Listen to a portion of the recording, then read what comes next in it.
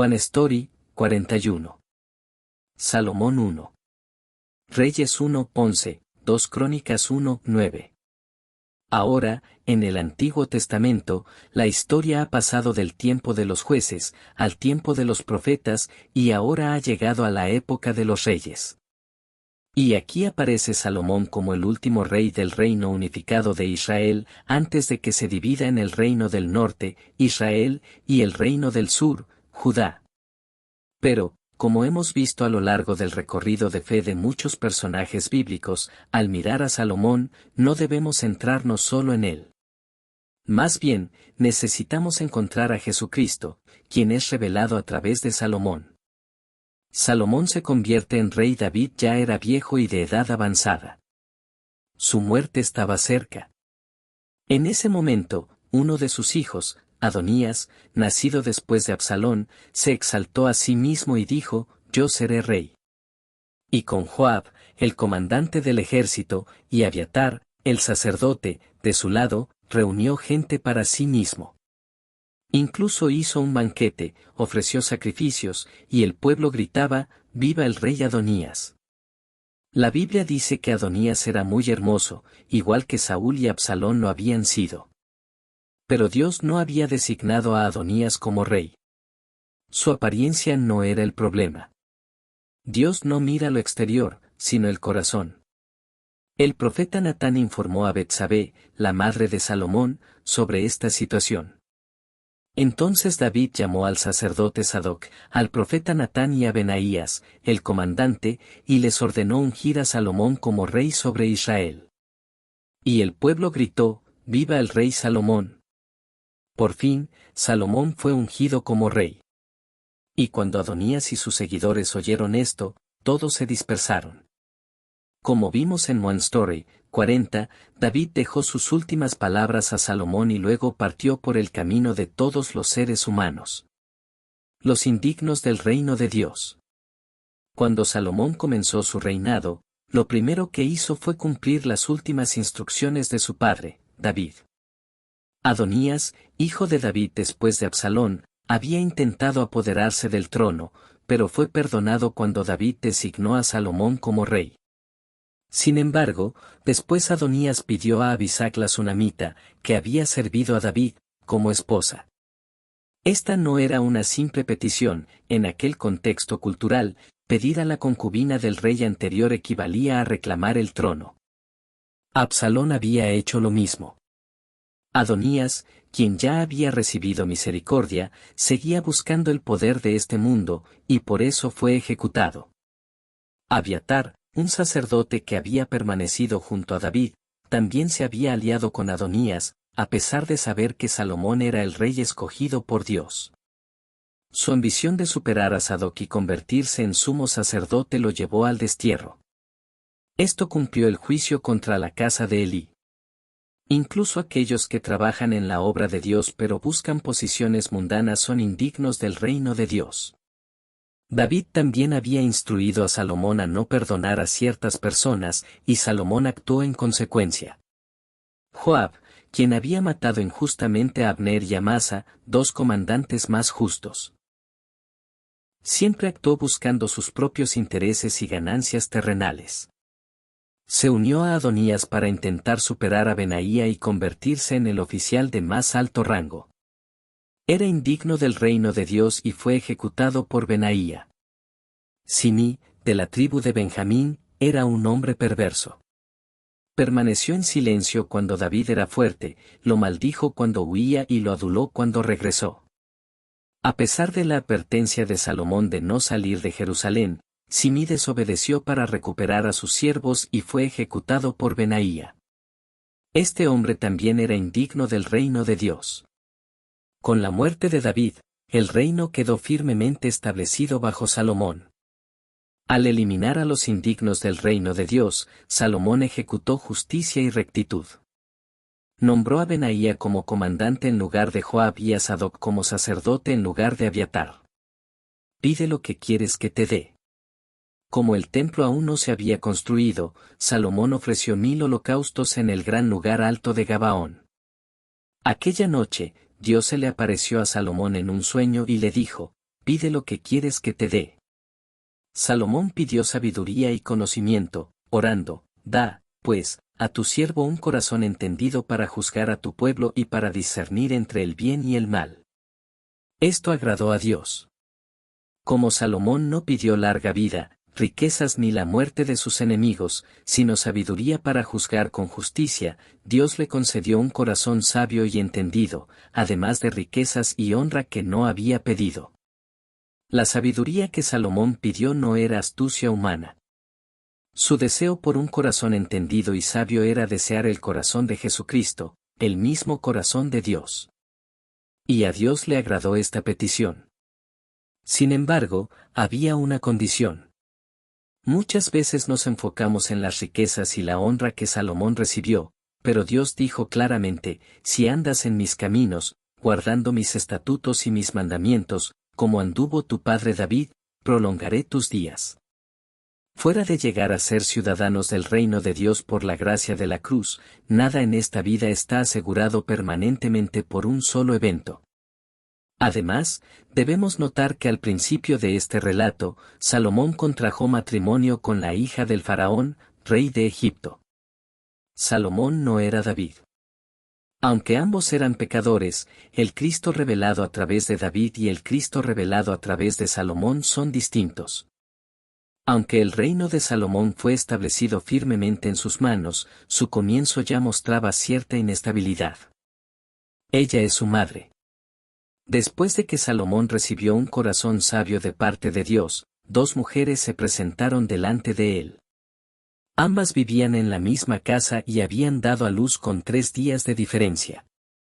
Pero una noche, mientras dormían, uno de los bebés murió. La mujer que vino ante Salomón dijo que el niño vivo era suyo, pero la otra mujer insistía en que el niño vivo era de ella. Entonces Salomón pidió que le trajeran una espada. Y luego dio una orden impactante, que partieran al niño vivo en 2 y dieran la mitad a cada mujer. Por supuesto, no importa cuán pequeño sea un bebé, la verdadera madre reconoce a su hijo. Y Salomón lo que quería era sacar a relucir el corazón de la verdadera madre. La madre verdadera, con el corazón ardiendo por dentro, gritó suplicando a Salomón que no matara al niño. Le rogó por la vida de su hijo. Y en ese momento, Salomón dijo, entréguenle el niño vivo a ella. No lo maten. Ella es su madre. Esta escena no se trata solo de la sabiduría de Salomón. A través de esta historia, la Biblia nos está mostrando el corazón de Dios por su pueblo. A veces, por la disciplina de Dios, puede parecer que Él nos ha abandonado. Pero al final, siempre es el amor ardiente de Dios el que trae de vuelta a su pueblo y lo abraza nuevamente. Vivían seguros bajo su vid y su higuera. Los días de Salomón fueron un tiempo de paz, una paz que vino después de David, quien vivió como figura de Cristo. Así como en los días de los jueces había paz temporal después de la liberación, esta paz durante el reinado de Salomón no fue creada por Salomón mismo. Fue una paz que vino gracias a David. Esta paz es una sombra, una imagen de la paz espiritual que el pueblo de Dios disfrutaría finalmente a través de Jesucristo. Primero, Salomón, al igual que David, estableció el sistema administrativo del reino. Y luego la Escritura nos dice que el pueblo de Israel era tan numeroso como la arena del mar. Esto es un cumplimiento parcial de la promesa de Dios a Abraham y a Jacob.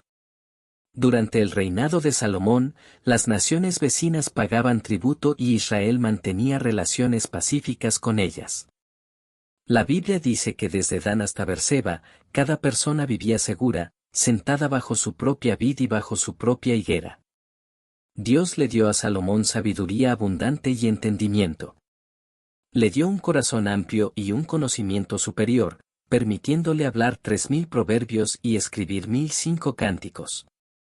Tenía conocimiento de plantas, animales, aves, reptiles y peces.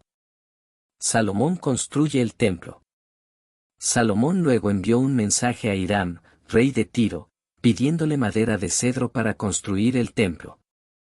Hiram, quien había amado a David, con gusto colaboró con Salomón en esta obra. También prepararon piedras para colocar los cimientos del templo. Finalmente, en el año 480 después de que los israelitas salieron de Egipto, y en el cuarto año del reinado de Salomón, en el mes de Sib, comenzaron la construcción del templo.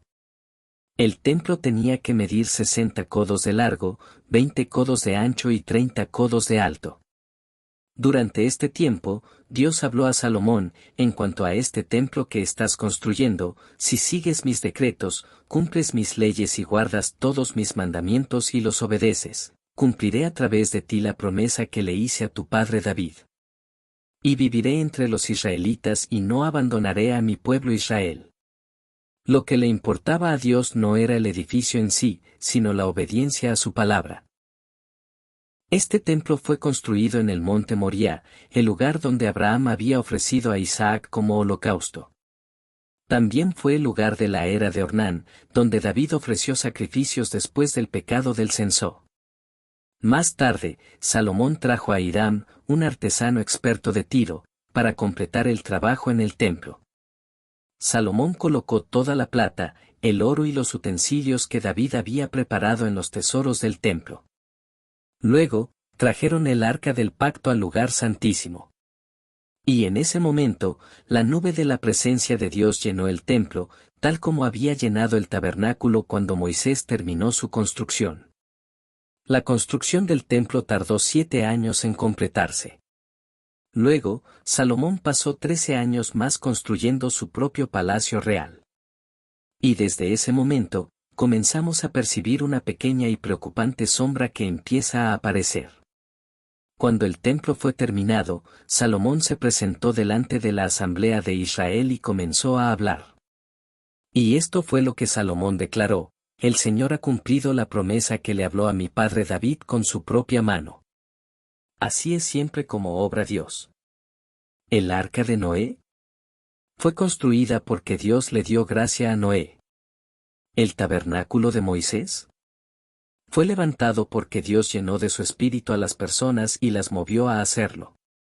¿Y ahora, este templo de Salomón? Esto también fue lo que Dios había planeado desde hace mucho tiempo, y ahora lo había cumplido. Cuando oren mirando hacia este templo, cuando clamen a ti en este templo. Luego Salomón se puso de pie delante del altar del Señor, frente a toda la asamblea de Israel. Levantó sus manos al cielo y comenzó a orar. Él confesó: no hay Dios como nuestro Dios, ni en el cielo ni en la tierra. Y Salomón suplicó a Dios que recordara su pacto, que recordara su amor y que escuchara las oraciones de su pueblo cuando oraran mirando hacia este templo. Pero esta no era solo una oración personal de Salomón. Esta oración se dirige hacia Jesucristo, el verdadero templo que habría de venir. Apunta hacia la oración de arrepentimiento y fe que se elevaría desde dentro de Jesucristo. Y esa oración, Dios ciertamente la escuchará.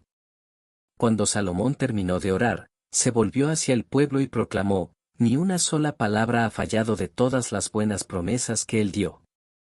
Por eso, comprometamos totalmente nuestros corazones al Señor, para andar en sus caminos y guardar sus mandamientos, como lo estamos haciendo hoy. Luego vino la dedicación del templo. Durante 14 días, Salomón ofreció un sacrificio de paz, 22,000 vacas y 120,000 ovejas. Y toda la nación se regocijó, abrumados de alegría por lo que el Señor había hecho por David y por Israel.